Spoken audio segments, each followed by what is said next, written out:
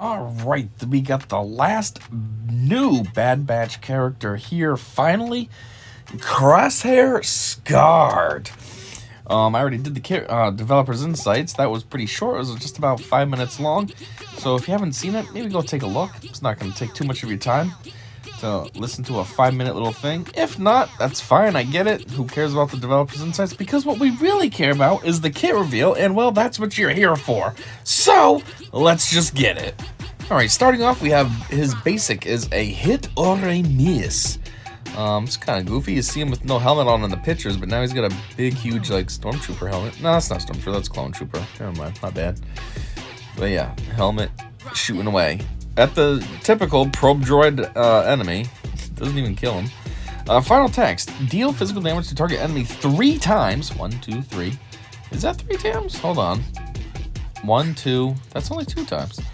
And inflict them with defense down for 2 turns, which can't be evaded or resisted. If this attack misses, expose them for 2 turns, which can't be evaded or resisted. Wait, what? Oh, they're saying that the detrimental effects can't be evaded or resisted. I was going to say, how is this attack supposed to miss if it can't be evaded or resisted? Never mind, it's the defense down. Even if it's missed, expose them. Yeah, that makes sense. It's pretty good. I mean, then it's like, yeah, F you. Now I see you, mother effer. Special 1. I will handle it. Cooldown 3. Wait a minute. What?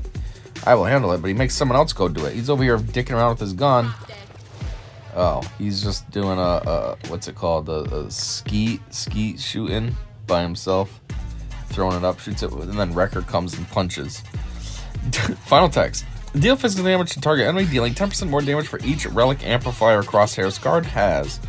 Called target Bad Batch ally to assist, dealing 50% more damage. Holy crap. So, yeah, this movie definitely are going to want to have Crosshair at relic 9, so then you can really max that out, dealing 90% more damage. So basically, you're doubling the amount of damage you would do. And then you call a Bad Batch ally to assist, and they deal 50% more? Are they dealing 50% more damage than what you did? Or are they just dealing 50% more damage than they normally would do? Either way, it's still a pretty solid hit, especially if your character is Relic 9, so you can really maximize that bonus. Oh, there was a lot more to it. Never mind. If Crosshair Scarred was the target ally, he is not called to assist, and instead removes 6 stacks of Shaken from himself and stuns the target enemy for 1 turn. Well, that's goofy, so he can call himself to get rid of stacks of Shaken, which I don't know what they do yet, but I hear that that's something that you don't want him to have on himself, because then he's got this other move that's kind of like almost an insta-kill type situation. So taking off these Shakens helps. That's basically helps reduce the cooldown. Not the cooldown, but like it helps. How do I explain this? I don't know. Those are basically hindering you from being able to access that move. So once these are gone, then you can access that move to its full potential. So, and then stunning the target enemy. That's not bad either. Anyways, if Ally Omega Fugitive is in the leader slot and the target enemy took damage from a Bad Batch ally's attack on the previous turn, reduce the cooldown of target secured by 1. Well, you most likely should have Omega Fugitive as your leader, so I guess this stuff will be happening. Anyways, target secured is right here. It has a cooldown of 8, and that is his special 2. This is like his insta-kill move. As you saw, he even pulls up the targets to make sure that he's, you know, hitting the thing as solidly as he can.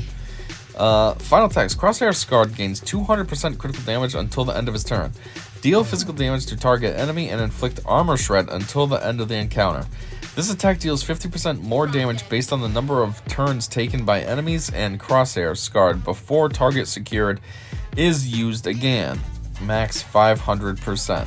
Okay, so that answers one thing that I had in the developer's insights, because I said, can you just kind of hold off on this and let it keep charging up and then do extreme damage? So in a way, the answer is yes, but at the same time, it says max 500%. So once you hit that 500% threshold, then I guess it doesn't matter anymore. Second question I have is, it says Crosshair gains 200% critical damage. Now, does that happen immediately? So as soon as you activate this move, he's at the 200% critical damage, which means if he lands a crit, it's going to do double damage. Or does that just happen afterwards? So any move after this move could deal double damage. And then the third question is, if it does activate right away, it says max 500% for how much this move can be like charged up by. So if you're gaining 200% critical damage, would that be like the equivalency of 1,000? You know what I mean? 500% times 200%, 1,000%, or how's this working? Anyhow, this attack can't be evaded and can't be used if Crosshair Scarred has shaken. Can't be evaded? Wow. Yeah, so this is almost like a variation of Mandalorian's insta-kill move, whatever it's called, disintegrate. It's basically like that. A, I don't think it can be evaded, and B, this you have to get rid of shaken. Where with Mandalorian, it's his payout, so you gotta reach the payout, and then you can have access to that move. Anyways, unique one. It's in my head, Zeta, and an Omicron. Final text: at the start of battle, Crosshair Scarred gains 200% defense for 3 turns and is inflicted with 20 stacks of Shaken, which can't be copied, dispelled, evaded, or resisted. Whenever Crosshair Scarred gains a stack of target practice, he removes 1 stack of Shaken and gains 15% turn meter. Whenever all stacks of Shaken are removed, Crosshair Scarred dispels all debuffs on himself and takes a bonus turn. Oh, that means you can probably use that ultimate move that we just looked at and then kill somebody right away. Anyways, he gains 100% accuracy while targeting a marked enemy. Okay, I guess that makes sense. You know, because if he's a sharpshooter and the enemy is marked, then get it? He's gonna see it as there's my perfect bullseye. If there are no Galactic Legends, Crosshair Scarred's attacks ignore protection. Oh. And that means on both sides, right? Not like no GLs on your team, but no GLs on the enemy team as well. So, that's kind of application specific, because if you set this up in Grand Arena, you know, the opponent could come with a GL and boom, now this doesn't work. But if you go into the battle and use this, then that means he's ignoring protection, which is kind of cool. Oh, this move has an Omicron. It said that, right? Yep. I wasn't even paying attention. So the Omicron is, while in Grand Arenas, and there are no Galactic Legends, again, whenever Crosshair Scarred is inflicted with a debuff, he dispels it and gains 5% offense, stacking max 100% for 1 turn. Whenever a Bad Batch ally with target practice uses a special ability, Crosshair Scarred assists. Wow. So while he's in Grand Arena, he has potential.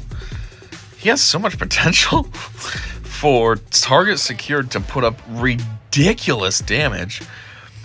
I mean, if he's stacked up 100% offense, now he has double offense. Okay? And then he uses this move. No, not this move. This move. And now he has 200% critical damage. So now he's at like 400% of his normal damage. Then he can gain up to 500% his ability. So now that's what? That's, I don't know, 20,000? You know, 5 times 4, 20? Or 2,000, I mean? Percent increase? Like, he's bionic at that point. His gun is shooting laser-guided fighter jet missiles at the targets. Oh, and let's not forget this too. I forgot about that. The relic levels, 10%. Make that up to 90%. Boom, now it's beefing up. Man, he's got a lot of offense boosts on his kit. In theory, he can hit ridiculously hard. Anyhow, the one last thing I want to say was Shaken. Minus 10% accuracy. This effect persists through defeat. Well, that's weird. If you're defeated, then you're dead anyways. I don't see how that makes any sense. But it also makes sense, you know, minus 10% accuracy, Shaken, get it? You're a little nervous, you're jittery, your accuracy's not on point. Anyways, community. So they said, and I'm not surprised that it's not a clone. We don't want this version, we want the one from Clone Wars. I mean, makes no difference to me, because 1, I haven't watched Clone Wars, unfortunately, and 2, I haven't watched Bad Batch, so... Disagree, although the clone tag would be nice.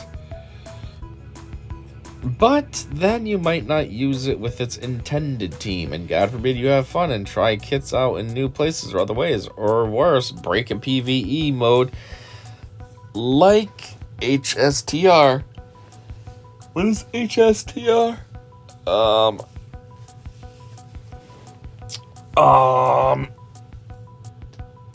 don't know. Swiggo since 2022. Like, I'm glad BBS3 is getting some representation. Oh, Bad Batch. It's just wild that this version of Crosshair comes before Clone or Imp Trooper Crosshair.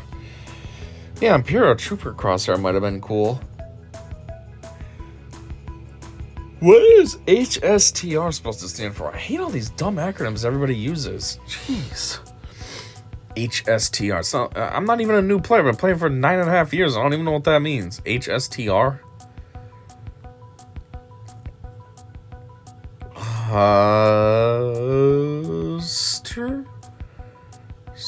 don't know.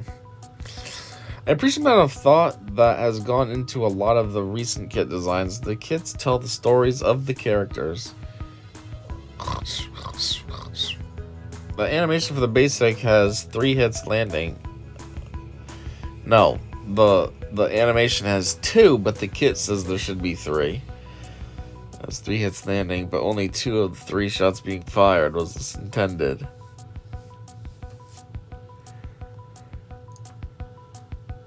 What? Is this some sort of magic sniper rifle? I sure hope someone gets fired for this blunder. What? Okay. If his mastery stats include accuracy, I swear to goodness. Also, what's with the accuracy shout out for Hunter Mercenary? Seems like Crosshair could have made that more impactful. This era in the season of missed opportunities. What are they talking about? Accuracy is in Hunter's kit. I don't remember. That was a little bit ago now. But is that what this is saying? That there's something calling out accuracy in Hunter's kit? If so, yeah, that would have been cooler, I guess, if they made it so that then there was synergy with Crosshair, because, you know, wouldn't that make sense? And another skip. I'll unlock him, but that's it. He, along with the others, will stay low gear, low star. They are boring, and the fact that they don't mesh with the other BB-8 team is just ridiculous. Not like I wanted a Crosshair with the others or anything. No, that would make sense. Can you stop releasing new characters and fix the ones that have been in game for some time? Darth Bane still isn't working correctly. I have to say, I do slightly agree with this. Yeah, new characters are cool, but within reason, too. I feel like they're just swamping us with it for their new way of doing things with the eras and stuff. It's like, man, we're just bombarded every 2 weeks with a new character. But yeah, I feel like they should work on existing characters. I mean, this guy's saying in the context of, I don't know, I guess, who was it? Darth Bane is bugged or something. They should go back and readdress existing characters that have been, especially ones that have been in the game in a long time and just suck. Make them a little better. Like, let's say Jedi Knight Guardian. It's kind of like a meme character at this point, but I don't know, make her a little bit better. She's trash. Or who else could you work on? I don't know, even Mace. They did rework him. I mean, they reworked him hugely. He used to have 4 moves, now he has 6. He gained 3 Zetas. He gained an Omicron. He did gain a lot. But it's weird because at the end of the day, his rework still sucks. So, you know, maybe go back and rework him again, but this time actually make him good. I don't know. But yeah, doing stuff to the characters that are already in the game kind of does make a lot more sense than constantly worrying about releasing new ones. Anyhow, I guess that's it for the community comments. They kind of sucked. Not too much that was actually about this kit, just random stuff. I mean, some of them was about the characters, but I don't know, I also feel like there's a lot of random stuff. But, I mean, that's just the community. Who cares? It's CG and how they approach things that we really got. So, anyways, that is all I got. That is the kit reveal, plus some community comments. If I'm not mistaken, it sounds like this guy can gain ridiculous offense. And then that special that he has is just going to be like, it's going to be a disintegrate / insta-kill type thing, because it's going to hit so hard, it's going to be putting up insane amount of damage. So I guess that's kind of cool, especially for the people that go out and get him right away and all that. But yeah, I could also be wrong. I don't know. I mean, if he's been one of the freebie characters, maybe I haven't been using him right. freebie characters meaning like in the other Bad Batch releases. So maybe I just haven't been using them right, because I haven't experienced anything crazy like that. But like I said, could be using them wrong. I don't know. Or maybe the kit wasn't fully there, and now that we actually have him, the kit will be fully there, and then I'll be able to experience a huge, like, insta-kill. But anyways, that is all I got, so thanks for checking this out with me, and until next time, I said see you.